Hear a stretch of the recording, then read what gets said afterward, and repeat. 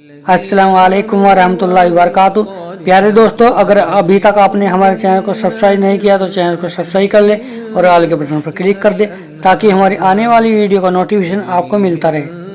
आज मुझे जो चीज आपको बतानी है वो ये है कि तरक्की में कौन सी चीजें रुकावट हैं। आप बहुत सारे बिजनेसमैन को देखते होंगे जो आपसे आगे निकल जाता है, आप फिक्र करते हैं कि मैं क्यों आगे नहीं निकल रहा। बहुत सारे प्रोफेशनल होते हैं जो आपसे आगे निकल जाते हैं, आपके जहन में ये होता है मैं क्यों आगे नहीं निकल। तो ग्रोथ के अंदर रुकावट क्या है, तरक्की में वो कौन सी चीज रुकावट है। डिग्री भी है आपके पास, आपका इंफ्रास्ट्रक्चर भी अच्छा है, आपकी फैक्ट्री भी अच्छी है, आपका प्रोडक्शन भी अच्छा है, लेकिन दूसरा तरक्की कर जाता है, आप क्यों पीछे रह जाते हैं। तो तरक्की में कौन सी चीजें रुकावटें हैं, मैं आज उन रुकावटों के हवाले से थोड़ी सी बात आपके सामने पेश करने की कोशिश करूंगा। पहली चीज जो तरक्की में रुकावट है वो है एंगर, गुस्सा। हमेशा मुंह का चढ़ा हुआ रहना, हमेशा जलाल में रहना, हमेशा गुस्से में रहना, चाहे एम्प्लॉई हो, चाहे स्टूडेंट्स हो, चाहे बीवी बच्चे हो। ये इतनी बड़ी रुकावट है कि ऐसे इंसान के लिए लोगों के दिलों से दुआएं नहीं निकलती। इसलिए कि याद रखें कि मेहनत से जो काम नहीं बनता वो कभी कभी दुआ से बन जाता है। आज हम देखें तो हमारा एटीट्यूड अपने नौकरों के साथ कैसा है, हमारा एटीट्यूड अपने बीवी बच्चों के साथ कैसा है, हमारा एटीट्यूड अपने स्टूडेंट्स के साथ कैसा है। इसीलिए हुजूर सल्लल्लाहु अलैहि वसल्लम ने एक इंसान को बेहतरीन इंसान बनाने के लिए और उसकी मोहब्बत लोगों के दिलों में पैदा होने के लिए सरकार सल्लल्लाहु ताला अलैहि वसल्लम ने जिस चीज की जरूरत थी उसको इतनी अच्छी तरीके से मेंशन किया और इतना ऊंचा दर्जा दिया कि रसूल आज़म सल्लल्लाहु अलैहि वसल्लम ने फरमाया किसी मुसलमान से मुस्कुराकर मिलने पर भी अल्लाह सदके का सवाब अता फरमाता है। यानी एक आदमी सवाब की लालच है उसके अंदर। तो ये जो एंगर वाला जो नेचर है इसको खत्म करने के लिए सरकार ने सवाब का एक जरिया बता दिया कि तुम मुस्कुरा करके मिलो, तुम्हें सदके का सवाब मिलेगा। अब यहां से ये बात समझ में आई कि जिनका नेचर इस टाइप का बना हुआ होता है, जिनका तरीका इस तरीके का होता है, जब देखो तब गुस्सा, जलाल, आदमी देख के डरे भागे, उसकी मोहब्बत लोगों के दिलों में नहीं होती। फिर ये आदमी गुस्से में क्यों रहता है, इसको भी थोड़ा सा समझिए।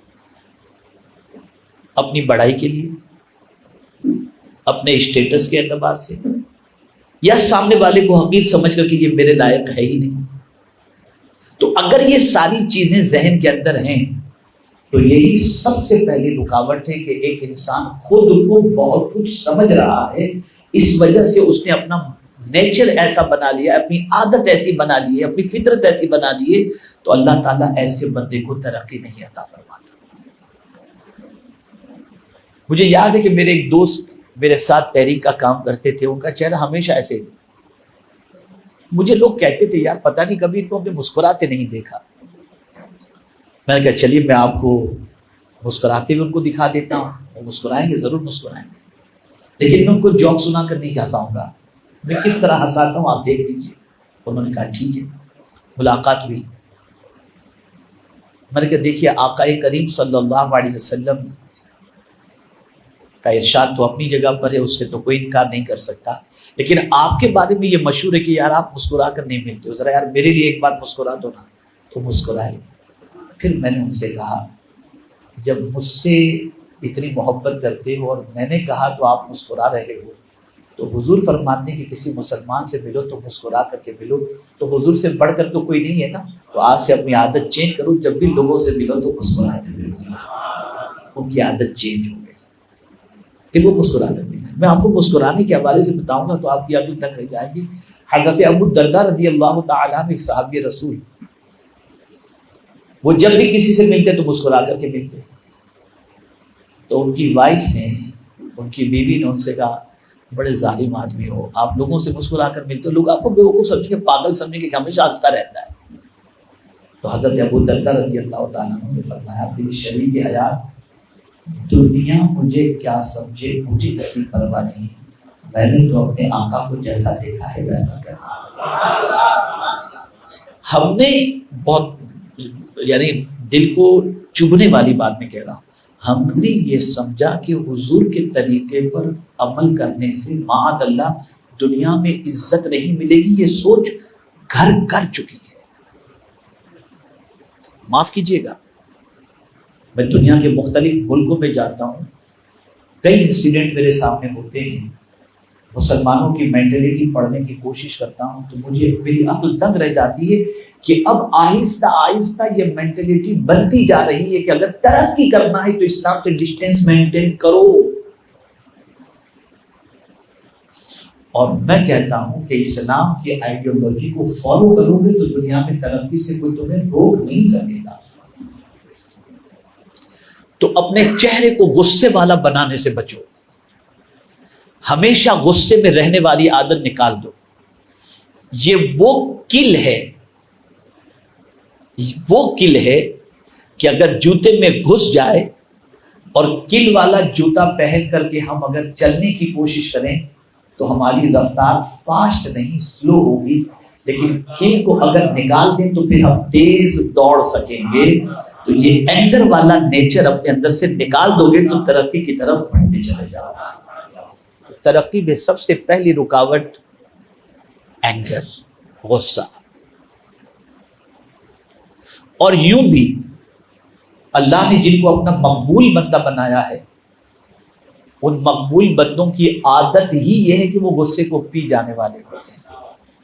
والکاظمین الغیظ والعافین عن الناس, غصے کو پی جانے والے اور لوگوں کی غلطیوں کو معاف کرنے والے. مجھے یہاں پر ایک حدیث شریف یاد آتی ہے. ایک صحابی اپنے غلام کو مار رہے تھے کسی غلطی کی وجہ سے. آقا کریم صلی اللہ تعالی علیہ وسلم نے دیکھ لیا اور پھر انہیں ٹوکا, انہوں نے ہاتھ روک لیا. پھر سوال پوچھا کہ یا رسول اللہ صلی اللہ تعالی علیہ وسلم, اپنے ایمپلائی کو, اپنے خادم کو, اپنے غلام کو ایک دن میں کتنی غلطیاں کرے تو معاف کرنا چاہیے؟ پر ڈے کتنی مسٹیکس کرے تو اس کو معاف کر دینا چاہیے؟ سرکار نے فرمایا 70. کتنی؟ ایک دن میں 70 غلطیاں وہ کرے تو اسے معاف کرو. کہ غلطی مائنر ہو, جیسے آپ نے کچھ مانگا اس نے نہیں دیا, آپ نے صاف کرنے کے لیے جھاڑو لگانے نہیں, یہ جو مائنر غلطیاں ہیں, یہ نہیں کہ اس میں سے چوری کر کے نکل گیا اور آپ معاف کر دیں, یہ نہیں. ایسی غلطیاں جو قابل معافی ہیں. تو اس قسم کی 70 مسٹیکس کرے تو سرکار فرماتے ہیں صلی اللہ علیہ وسلم کہ اسے معاف کر دینا چاہیے. میں تھوڑا سا اس کے ڈیپتھ میں جانے کی کوشش کیا کہ 70 غلطیاں معاف کرنے کے بارے میں, تو ریزن یہ سمجھ میں آیا کہ اگر تم نے اس کو نکال دیا, تمہارے پاس جو ایمپلائی تھا تو غصے میں کسی ایسے آدمی سے پارٹنرشپ شروع کرے گا جو تمہارے بزنس کے سلسلے میں وہ معلومات رکھتا تھا, وہ ساری معلومات دوسرے کو دے گا اور تمہاری بازو میں ہی تمہارے کسٹمر کو توڑنے کے لیے بزنس شروع کر دے گا. پھر تم زندگی بھر پچھتاتے رہو گے کہ میں نے نکالا کیوں. تو یہ تمہارے فائدے کے لیے ہے, اور یہ بات زندگی بھر یاد رکھیے گا. معاف کرنے سے رشتہ مضبوط ہوتا ہے, کمزور نہیں. میں جو عرض کر رہا ہوں اس کو قرآن کی روشنی میں سنیں. معاف کرنے سے رشتہ مضبوط ہوتا ہے, کمزور نہیں. آپ مجھے بتائیے, ہم صبح سے لے کر رات تک اللہ کی نافرمانی کرتے ہیں, ایک نہیں ہزاروں اس کی بات نہیں مانتے, لیکن پھر بھی بڑی رات کو اے اللہ ہمیں معاف فرما دے, اور وہ معاف فرماتا ہے تو ہمارا رشتہ اپنے رب سے ٹوٹ نہیں رہا. تو معاف کرنے سے رشتہ مضبوط ہوتا ہے, ٹوٹتا نہیں. اور سرکار صلی اللہ علیہ وسلم فرماتے ہیں کہ اگر معاف کرنے سے عزت کم ہو جائے, سرکار صلی اللہ علیہ وسلم ارشاد فرماتے ہیں کہ صدقہ دینے سے مال کم نہیں ہوتا اور معاف کرنے سے عزت کم نہیں ہوتی. تو عرض کرنے کا منشا یہ ہے کہ غصے والے نیچر کو اپنی زندگی سے چھٹی دے دیں. آپ گروتھ کے اندر, آپ کی ترقی کے اندر انشاءاللہ العظیم ایک اسٹیپ آپ آگے بڑھتے چل جائیں گے. ہزار آپ کے پاس پالیسیز ہوں, پلان ہوں, فارمولے ہوں, ایجوکیشن ہوں, لیکن وہ ساری چیزوں کے ہونے کے باوجود آپ کے گروتھ میں اگر کوئی چیز رکاوٹ ہے تو یہ ہے. سیکنڈ چیز, ایگو, میں بھی کچھ ہوں. یہ بہت بڑی رکاوٹ ہے, بہت بڑی رکاوٹ. جہاں آدمی نے سوچا کہ میں کچھ ہوں, مجھ سے پوچھا نہیں, مجھے بولا نہیں, مجھے رسپیکٹ نہیں دیا, مجھے یہ نہیں کیا, مجھے وہ نہیں کیا. ایک انسان کی ترقی کے اندر سب سے بڑی رکاوٹ یہ ہے. جس کے اندر ایگو کا معاملہ ہوتا ہے اسے دنیا رسپیکٹ کی نظر سے نہیں دیکھتی, لیکن جو خود کو کچھ نہیں سمجھتا اور ہوتا بہت کچھ ہے اسے اللہ تعالیٰ کی عزت عطا فرماتا ہے. یہ بات یاد رکھیے گا, میں اس کو حدیث کی روشنی میں سمجھاؤں. ایک ہوتا ہے خود سے کسی کے سامنے اپنے آپ کو بڑا پیش کرنا, یہ آرٹیفیشل ہے. اس لیے کہ ہم اپنا کچھ ایسا ماحول بناتے ہیں جس کی وجہ سے سامنے والے کے دل پہ ہمارا روب بیٹھ جائے. اور ایک ہوتا ہے نیچرلی کوئی دیکھے اور آپ کے رسپیکٹ میں کھڑا ہو جائے, آپ کا احترام کرے. دونوں میں فرق ہے. اب وہ رسپیکٹ میں خود سے کھڑا ہو وہ کیسے ہوگا؟ تو میں اس کو آپ کو بتاؤں. میرے آقا صلی اللہ علیہ وسلم نے ارشاد فرمایا, من تواضع للہ فقد رفعہ اللہ. جو اللہ کے لیے عاجزی انکساری اختیار کرے اللہ اسے بلندی عطا کر دیتا ہے. یعنی خود کو کچھ نہ سمجھے, ہم کچھ بھی نہیں ہیں, ہم کچھ بھی نہیں ہیں.